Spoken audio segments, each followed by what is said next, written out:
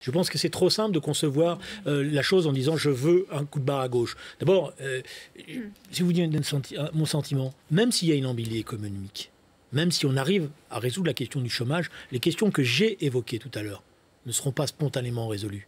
Voilà. Donc ça veut dire que pour la gauche, si elle veut, concerne Gramscien comme on dit, si elle veut rejouer le jeu, si elle veut, il faut qu'elle redonne envie, qu'elle ait une hégémonie culturelle. Une hégémonie culturelle, c'est pas simplement des chiffres macroéconomiques. Et ça, c'est la question qui est posée. On est de gauche aujourd'hui dans ce pays, plus par nostalgie ou par fidélité que par envie. Je pense qu'il faut que la gauche se rassemble et donc ça impliquera forcément à un moment donné ou à un autre une rediscussion sur le contrat de gouvernement, sur la participation. Le problème pour la gauche aujourd'hui, c'est qu'elle sorte de la situation mortifère dans laquelle elle est, où chacun considère qu'il va se substituer à l'autre et prendre sa place.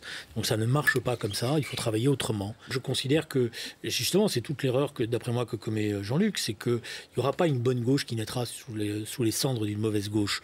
Et l'erreur, c'est de croire qu'on va reproduire ce qui s'est passé en Grèce et en Espagne. Vous ne croyez pas au Syriza à la française? Non, je ne crois pas parce que je pense que ce que je vous ai dit au début, c'est qu'en Grèce et en Espagne, Syriza ou Podemos, qui sont les mouvements nouveaux, sont liés à des mouvements sociaux importants, à des contestations importantes. Or, en France, c'est l'inverse qui est en train de se passer. C'est que la société française se droitise. Vous n'avez pas des mobilisations sociales qui explosent. Donc l'idée qu'on va reproduire la situation du sud de l'Europe en France est fausse. La gauche a besoin de se reconstruire, de reconstruire son identité, de reconstruire son militantisme de terrain. C'est-à-dire que tout est à reconstruire avec des nouvelles générations. Parce que c'est ça la question qui est posée. De nouvelles générations, avec aussi, et quand on dit une nouvelle génération, c'est aussi une nouvelle philosophie, un programme. C'est pour ça que j'ai dit tout à l'heure à Jérôme Guedj que ça ne pouvait pas être simplement la faute aux autres.